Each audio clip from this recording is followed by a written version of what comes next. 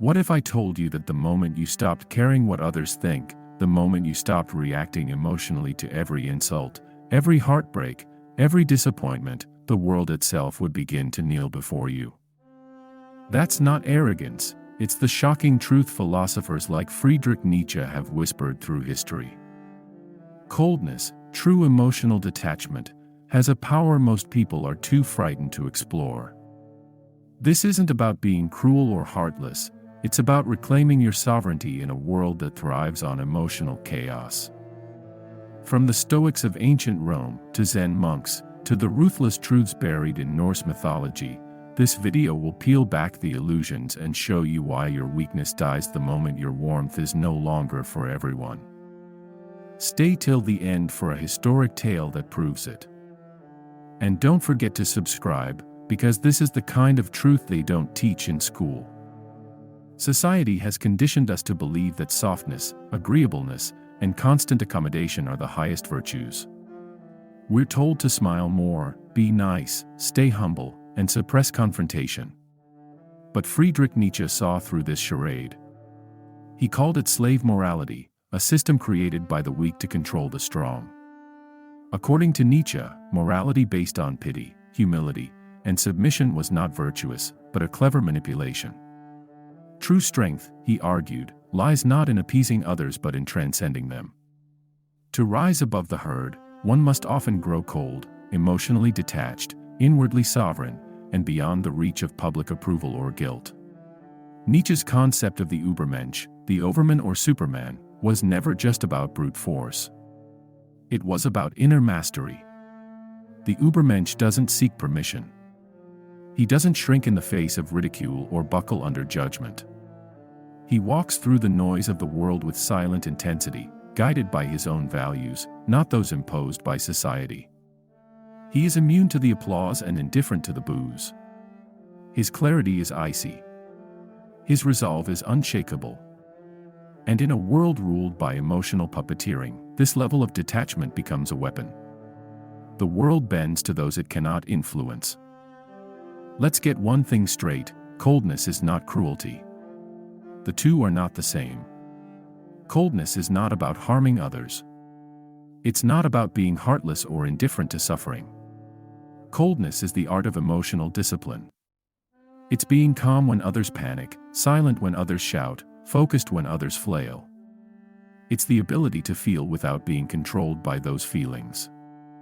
You can show respect without being reactive. You can show kindness without surrendering your boundaries. Coldness is not the absence of care, it's controlled intensity.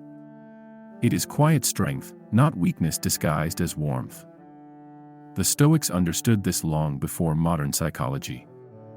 They believed that our suffering doesn't come from external events, it comes from our interpretations of them. Marcus Aurelius wrote, "You have power over your mind, not outside events." Realize this, and you will find strength. To the Stoic, emotional coldness isn't about shutting down, it's about transcending. The man who can remain unmoved in chaos, who can act without being consumed by passion or panic, becomes unbreakable. His peace is not dependent on external calm. It is rooted deep within, a fortress built on self-control and clarity. That kind of calm unnerves the insecure, because they can't rattle it. We live in a world where everything tries to hijack your emotions. Governments rely on fear. Corporations tap into your insecurities. Advertisers prey on your doubts. Social media fuels outrage and envy. Even personal relationships can become psychological battlegrounds where guilt, shame, and emotional manipulation are used like weapons. But when you become cold, when you learn to stop reacting, you become ungovernable. You take back control. You stop being a puppet. The world loses its grip on your strings, and in that liberation, you reclaim your sovereignty. You don't just survive the game, you rise above it. Zen Buddhism teaches that true enlightenment is not about light or love, it's about emptiness. Emptiness of attachment, of ego, of illusion. The awakened one doesn't chase highs or resist lows. He sits in silence, unmoved, not because he doesn't feel, but because he sees through the performance. The Zen master doesn't cling to praise or recoil from insult. He reflects life as it is, like a mirror, clear, unflinching, and free. That's the essence of coldness. It's not a lack of emotion, it's emotional sovereignty. You can feel deeply, but you are no longer held hostage by those feelings. You observe, but you do not attach. Take Miyamoto Musashi, the legendary Japanese swordsman. He lived alone, defeated over 60 opponents, and left behind a philosophy rooted in detachment. He didn't just master the blade, he mastered the mind. Musashi wrote of moving through life without being swayed by desire, fear, or emotional entanglements. He never married, never allowed himself to form emotional attachments that could weaken his resolve. He said, "Think lightly of yourself and deeply of the world." That's the cold mindset, humble in ego but sharp in perception. His invincibility didn't come from rage or bravado. It came from composure, focus, and detachment. Empathy is beautiful, but unguarded empathy is a liability. When you absorb too much of others' pain, you lose yourself. You carry burdens that aren't yours. You let guilt dictate your actions, and that weakens your core. Coldness isn't about lacking empathy, it's about balancing it. It's compassion with boundaries. It's being present without becoming entangled. You can help someone without carrying their weight. You can love without losing yourself in the process. Coldness keeps your feet on the ground while others drown in the emotional tide. It protects your energy and preserves your clarity. The hard truth is this: being endlessly warm and available is exhausting. Emotionally reactive people are constantly drained because they invest their energy in every problem, every person, every crisis. They overextend themselves trying to be everything to everyone. Cold people, by contrast, conserve. They're selective with their energy. They respond only when necessary. They aren't driven by impulse or guilt. And in a world plagued by burnout, that control is a form of power. Energy is currency, and cold individuals are rich in it. That's why they move through life with an almost eerie ease. They're not overwhelmed. They're efficient. The Bhagavad Gita offers another layer of wisdom. It teaches us to act with love, but to detach from the outcome. Do your duty, Krishna says, but don't obsess over results. That's spiritual coldness. It's not apathy, it's freedom from emotional entanglement. You can care deeply about what you do, and still not crumble if things don't go your way. You love people, but you don't hinge your identity on their love in return. You serve with heart, but not with dependency. That's what makes your spirit unshakable. That's what separates peace from attachment. Why does society fear the emotionally detached? Because they can't be controlled. The cold man doesn't conform. He doesn't beg for inclusion or panic when rejected. He doesn't crumble under pressure. He becomes terrifyingly efficient. Unemotional doesn't mean lifeless, it means calculated. He sees the bigger picture. He plays long games. He's immune to emotional bait. That makes him dangerous to systems built on emotional dependence, be it governments, companies, or codependent relationships. The cold man sees what others miss. Emotion clouds judgment. It makes you overlook red flags. It makes you over-apologize, overgive, and over-explain. But coldness clears the fog. It brings precision. You start to notice patterns. You see who drains your energy, who manipulates your kindness, who thrives off your reactions. And when you see with that level of clarity, the game changes.